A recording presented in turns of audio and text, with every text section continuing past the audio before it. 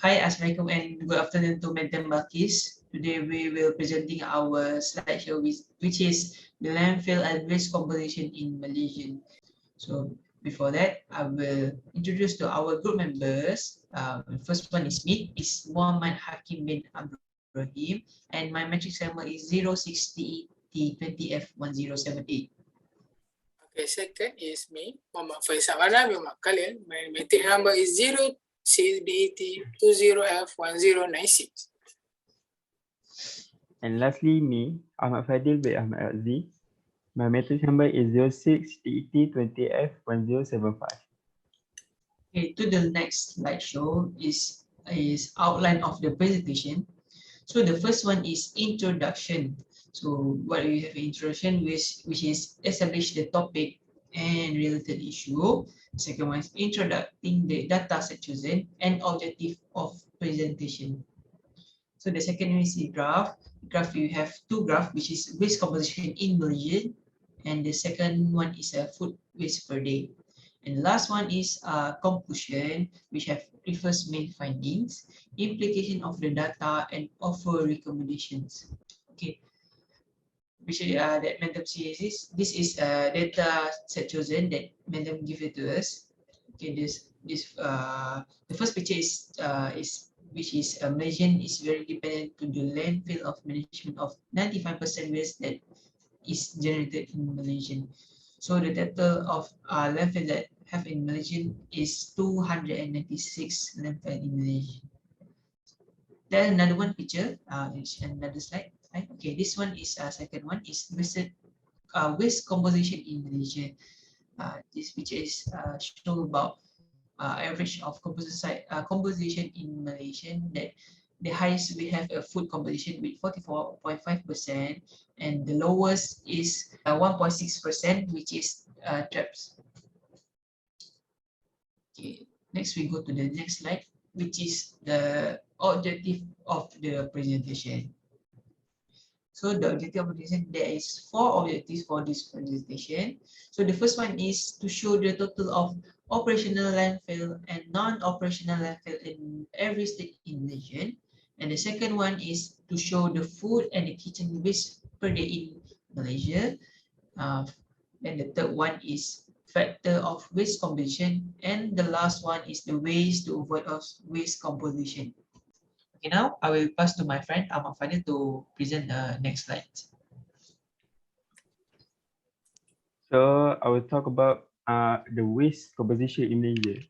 As we can see, there's many type of waste composition in Malaysia in the bar graph. So I will explain it. The first one, the highest is the food organic, which is with the 31%.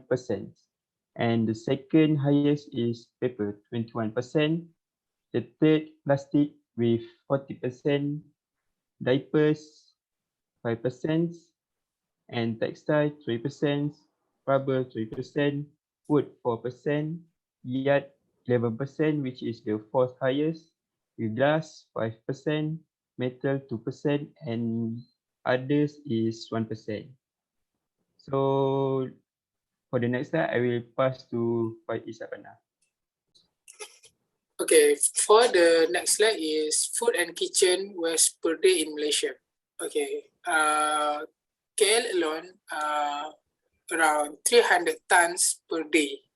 So from 2009 is 465, but 2011 is 900.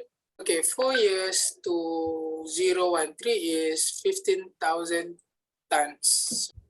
So every year the bar is increased. So next slide I will to give to Muhammad Hakim. Okay, now we go for the main findings. So the first point is household waste and industrial waste.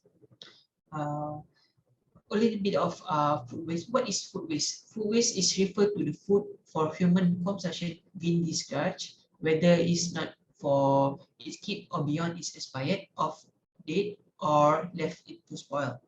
Huge amount of food waste has the critical impact of sustainable, as it's associated with high level of greenhouse gases emission, and development of resources. Little bit of fun fact about Malaysian waste composition. Malaysia still produce estimate around 37,890 tons per day and 16,687 tons of its food waste in 2019.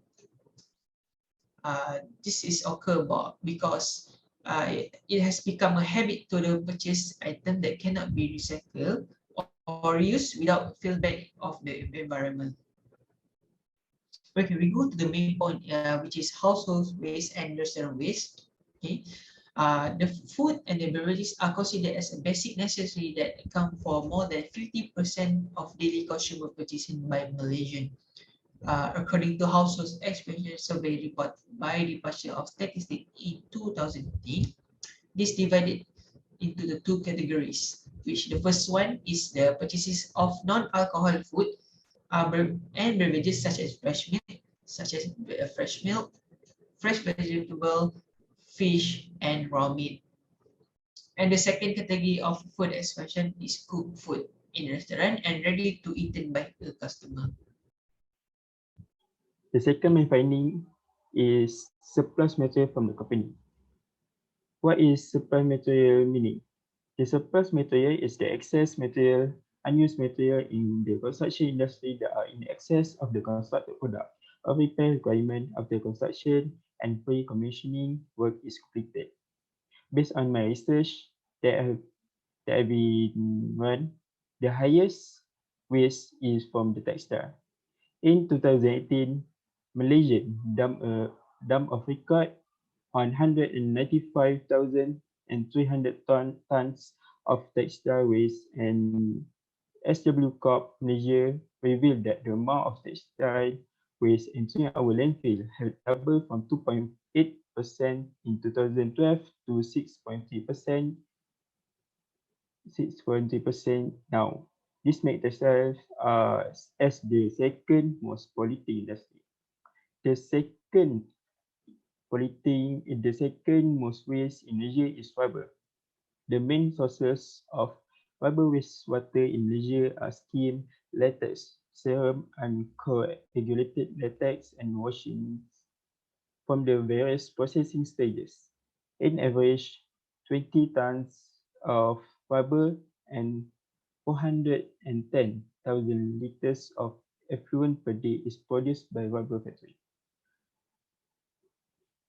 So for the next main finding, I will pass to Faiz. Okay, main finding for the last point is human attitude and negligence. The increase in food waste is not only an environmental problem, but also related to economics, politics, technology, and morality. However, this problem is given less attention in this country compared to other environmental problems such as haze, landslide, deforestation, chemical pollution, and rivers. In other words, it is unpopular and seasonal. In addition, the increase in food waste also put pressure on land, water, and air resources and contribute to global warming. Among the attitude and behaviors of consumers that have incorrect food disposal is negligence in managing food, such as forgetting to cover food or storing food so that the food is stable and enable. In addition, not repetition good planning in managing food menus, purchasing and storing food stock. Without good planning, consumers then need to overbuy food that is not need to, let alone in the month of Ramadan now. At the same time, consumers also face problem in terms of food storage, where food is stored in the wrong place until the food is spoiled and then discarded. So I will to pass next slide is recommendation to Mama Hakim. But the last slide is about recommendations. So the first point is shop smart. What is shop smart? Okay, shop smart is most people tend to buy more food than they need. So totally buying a bulk may be inconvenience. Research has shown that shopping method leads more to more food waste. So to avoid this food waste, buy more food that you need. Make frequency trips to the grocery store every few days rather than a bulk shopping trip once a week. Make a point to use up all the food you are purchasing during a last trip to the market before buying groceries. Additionally, try making a list of items that you need to buy and stick to that list. So this will help you reduce impulse buying and reduce the food waste as well. Secondly, for the recommendation, I will tell you about the efficient inventory management. So there is many ways about on how to manage inventory management. For example, you can set up minimum inventory levels, conduct demand forecasting, use FIFO method, audit and conduct regular inventory inspection, physical inventory, spot checking, and cycle counting, use ABC analysis, and lastly, manage good relationship with suppliers. So firstly, I will tell you and I will elaborate about set up minimum inventory levels. Make inventory management easier by setting up par levels on the minimum amount of inventory necessary to be on hand at all times. When certain items reach or approach predetermined minimum levels, you know it's time to reorder. Ideally, you will order item in a sufficient amount to exceed the minimum levels. The minimum inventory levels will vary by product, depending on how quickly the product sells and how long it takes to get the product. The best way to maintain inventory levels is to take advantage of inventory management software that enables you to set up minimum inventory levels and turn on alerts that notify you whenever your supplies are running low. Secondly, is conduct demand forecasting to find out the amount of inventory that should be on hand at all times and avoid unnecessary procurement, overstock, and stock outs. You need to forecast the demand for your products, manufacturers for your products. Manufacturers can conduct demand forecasting in several ways by involving internet and external factors such as market trends, sales data for the previous years, this year's growth rate, overall economic condition, upcoming promotion, expenditures for planned advertisement. When you use historical sales data, it is important to make sure that the data generated is complete and accurate, so there are no mistakes while performing forecasting. A sophisticated inventory management sources, a sophisticated inventory management system has a forecasting feature that allows you to generate forecasts that help you make the right decision for the future purchases. Thirdly is using FIFO method. First, what is the meaning by FIFO method? It is first in, first out.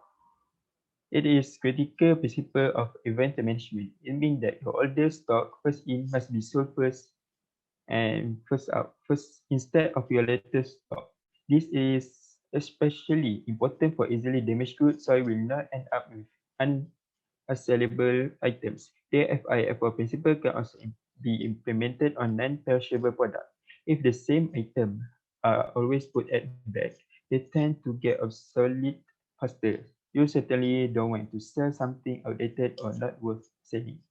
To apply the FIFO principle, you need a well-organized warehouse by adding new product from the back or making sure your all products stay at the front. The fourth point is audit and conduct regular inventory inspection. Reviewing and conducting a regular inventory audit is the best way to find potential problems before they occur. Ideally, manufacturers audit and do regular inventory inspection every month to cover their entire base. The easier way to validate your data is to rely on inventory management software and generate reports to find out how many products you have. However, it is important to ensure that the quantities recorded by the system match the physical count of goods on hand. There are several inventory audit methods you can use. The first one is physical inventory. The second one is spot checking, and the third one is cycle counting. And the last point is use ABC analysis. Some products need more attention than others. Use ABC analysis to prioritize your inventory management. Separate products that require a lot of attention from those that don't. Do this by reviewing your product list and adding each product to one of the following three categories. A. High value product with low sales frequency. B. Moderate value product with moderate sales frequency. And C. Low value product with high sales frequency.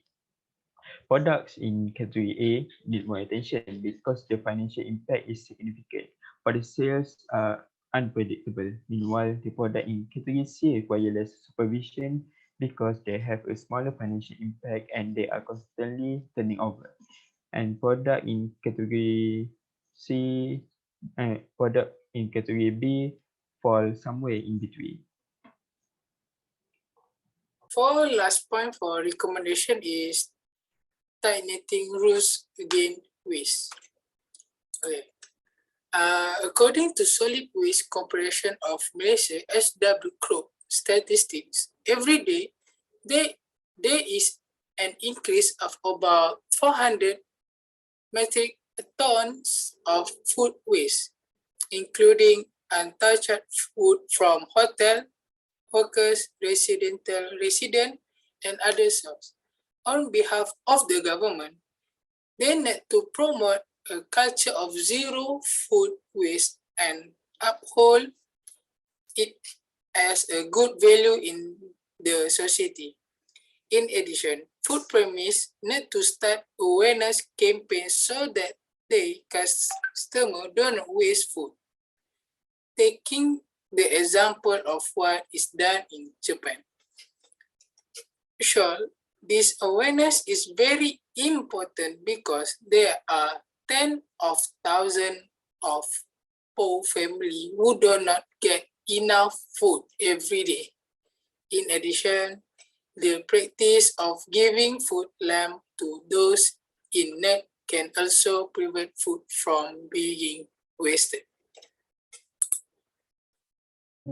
That's all of our video. This is the end. I hope madam will like it. Have a nice day, madam, and sama hari raya, madam. Thank you, madam. Bye, madam. Bye, madam.